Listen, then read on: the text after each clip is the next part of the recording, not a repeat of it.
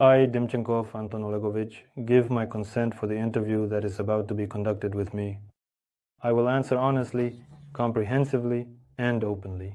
I signed a one-year contract in the city of Ussurisk at the Ussurisk selection point. The problem was financial. I accumulated loans amounting to 1 million, and debt collectors wanted to take my mother's apartment. That's essentially why I signed the contract. I was in the 143rd Motorized Rifle Regiment, Sergeyevka, Primorsky Cry, border district. From there, on 2803-24, I was sent to a flight to the territory of Ukraine. Yes, I kind of understood, but not completely. We had propaganda there, everything was like, we are the best tactical guys, everything is great, we advance without losses. But when I arrived on site, I realized that I ended up in a complete mess. They sent us in groups of 18 people without equipment, just along the forest edge. We were being taken apart right before our eyes. Yes, I got wounded the first time. I received category G. My neck was broken, my entire left leg was shattered. I wanted to be discharged, but the unit said, "You're healthy, you're fit, go back to the war." But I got hit a second time, for a different reason. I received 3 million, sent some to my mother for an apartment, and spent 500,000 partying. I'm an enthusiast, using drugs and marijuana. I had my own fields, I went to my fields and collected 9 bags. And on the way out, I was caught by the traffic police. A military case started an investigation on February 26, 1925. In the courtroom, they told me either 15 years, you go to a strict regime, whether you survive or not. As for this article, it's unknown, or you go back to them on a contract. I had until March 25th, 1925. My term ended already at the positions. On March 29th, my command brought me to your guys, because I stayed. One of the 6 from the group who wanted to spend 2 weeks in a burrow, they threw down water and cigarettes. There weren't really any problems with that. But there was fog on the way out at 6 in the morning. The command said, "We will guide you by landmarks, without a bird." And it turns out they just led me around the village and to your fighters. When I realized things were getting serious, I dropped my rifle and helmet. I am very glad that I ended up captured, because if I had retreated, they would have sent me back, and I would have had to endure the same meat grinder. Regarding captivity, they were always trying to scare us. I didn't know that here they treat you like this, like human beings in reality. They gave us food and drink, and they don't bother us. I simply don't want to go back there. Because of the way the command treats us, it's better in captivity, better in captivity. It's just perfect, in my opinion. Because there, everything is at your own expense. To get ready, I spent 50,000 just to buy my own uniform. They give us body armor from the dead and wounded. The weapons are identical. They gave us 7 magazines and 2 grenades. What? Where to? Just like that. We didn't have special equipment, no motorcycle, all at our expense. That is, we ordered humanitarian aid there, bought all of this for us, and brought it over. 2 buggies, 1 Patriot, 1 van. Now yes, in primary they give 2 million for signing a contract, in Moscow 5 million, but you'll leave all that money here, just simply. Or your own command will take them from you, as it was in 3.94, when I was on my first deployment, so to speak. The commander of the convicts comes up, "We need 7 vans." Everyone hands over their cards to this commander and they collect for these 7 vans. Roughly speaking, 5 to 6 million dotom in rubles. The humanitarian aid, as they say, doesn't reach us. Well, we had guns, that is, the ones that our local population from Russia provides. Yes, guns, we saw them, sort of, but everything else was with our own money. Well, that was now in the 143rd when I was there. But when I was in the 394th, they issued good body armor from humanitarian aid and for the shooter. Only the body armor is good. The rifles are from the 200s, 300s, all are worn out. Honestly, our supply situation is it's all sadly coming to an end. If I saw tanks and BMPs in the 394th and the 143rd, you didn't see anything at all. one Ural, and even that one we borrowed from the neighbors to go pick up people in Yurievka, for example, those who arrive, so we could pick them up and bring them to the base camp. Well, of course, there was some belittling. Naturally, I am the enemy, but no one touched me. They fed me, gave me a drink, and even a cigarette. I was even surprised, to be honest. Even the intimidation about foam in the butt, a hot poker, cutting off genitals, I hadn't even heard of such things. They said, "You're up for exchange, everything will be fine, don't panic." I was even honestly surprised and touched, and I felt ashamed for my country directly. Because your fighters showed me videos of how ours treat yours. What is this? Well, it's like night and day, simply. It's horrifying. It's inhumane, first and foremost. Yes, because they will send me back. I'm intact, that is, it turns out. I have a scrape on my leg, but it's kind of... They will send me back right away. I even want, if possible, to get in touch with my mother, so she can hire some military lawyer for my injury. I don't want to anymore at all. Not to hold a weapon, not to go anywhere, not to listen to anyone. I'd rather go to prison for a long time. I thought that the second time I came here, they would treat me more or less humanely, considering my injury. They would put me somewhere to cook porridge, build bunkers, dig trenches, but that's not the case. In general, they mostly send everyone to the slaughter, because tasks need to be completed. Those who pay money can just sit in the headquarters. Those who give their entire salary contribute a personal contribution. Yes, they sit in the headquarters, they are doing well, but usually a guy like me is just cannon fodder. Approaching, we had to cross another field to reach the position. Your side activated electronic warfare, cutting off communication with command and the drone. No one was watching us, we got confused and they started picking us off in the trenches. Just somehow someone watched over me, covering the burrow where I hid. I stayed there for 13 days. No, the command was to retreat, so I had to... Not through the field we initially entered, but slightly to the right, closer to Novodarovka, to reach our own. I also went through the dam. In the morning I said there, Kuzbas, I see a wrecked BMW. They all said, go straight, everything will be fine, you'll reach the road, then turn right. I reached the road to Kuzbas. I see a wrecked car. Oh, that's right, you're already close. And that's it. I passed the wrecked car, reached the dam, and there were your soldiers. At first I didn't realize they were yours. I said, Kuzbas, Kuzbas. They were shooting and they said, Dema, it's all good, they're ours. And when they already told me, boy, you ended up in the wrong place, I surrendered, and that's it. By contract, I'm actually an FPV drone operator. But when I arrived, they told me, buy a drone, or better yet, two. It cost 300, 600,000. Come on, you'll be a drone operator, everything will be fine for you.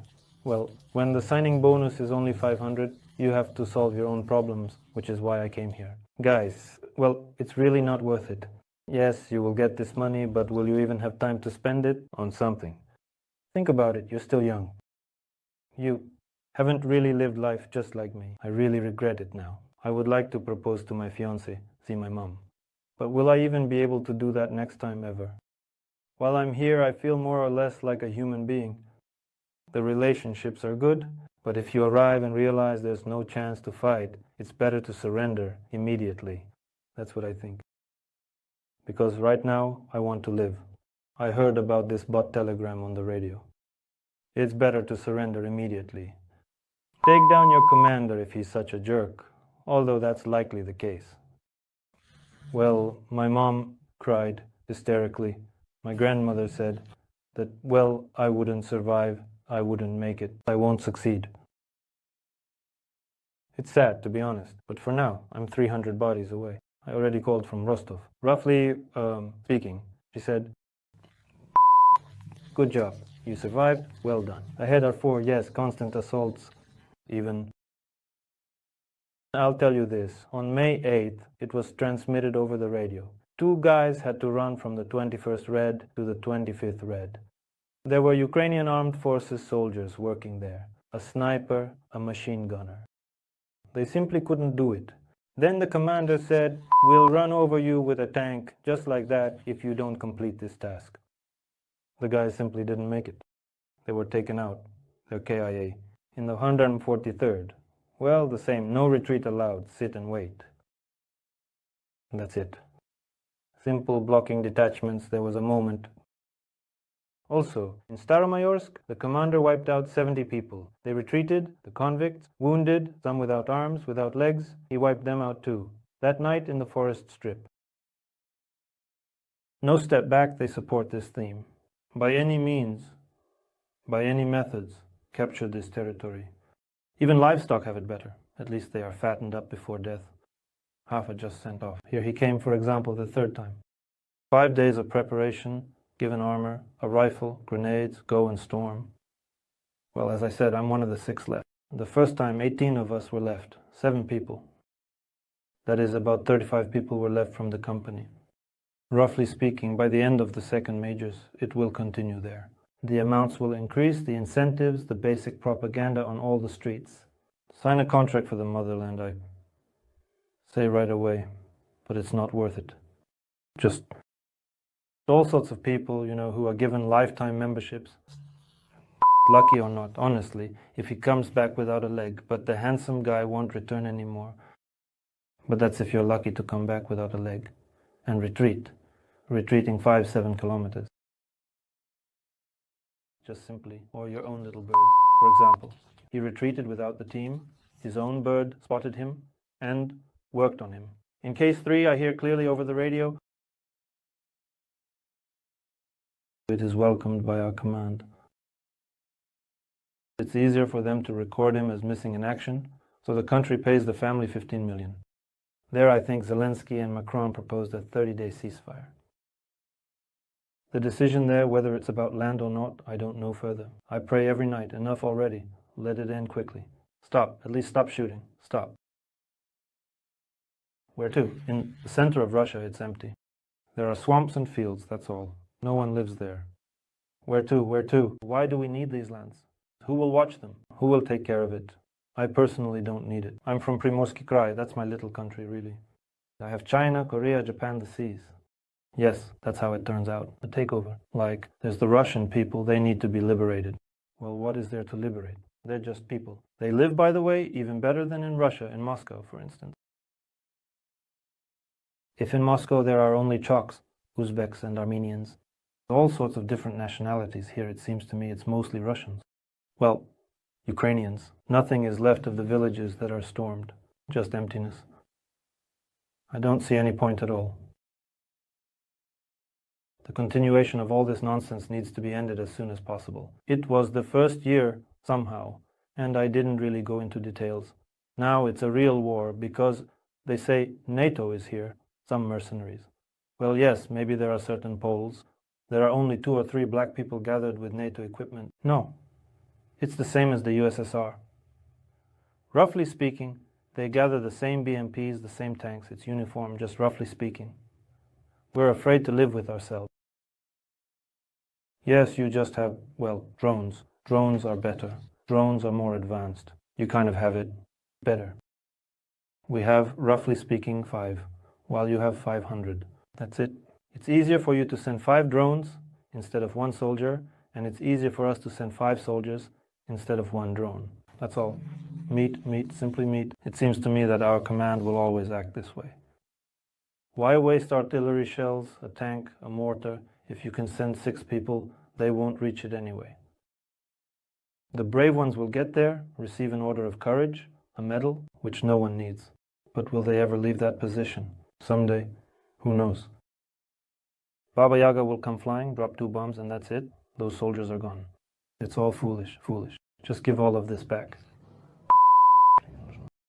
It seems to me, and to most of our people, only our Volodya, our Putin, needs all of this. I don't know, when a husband in his old age, how old is he? 76 years, he's already an old man. Where is he going?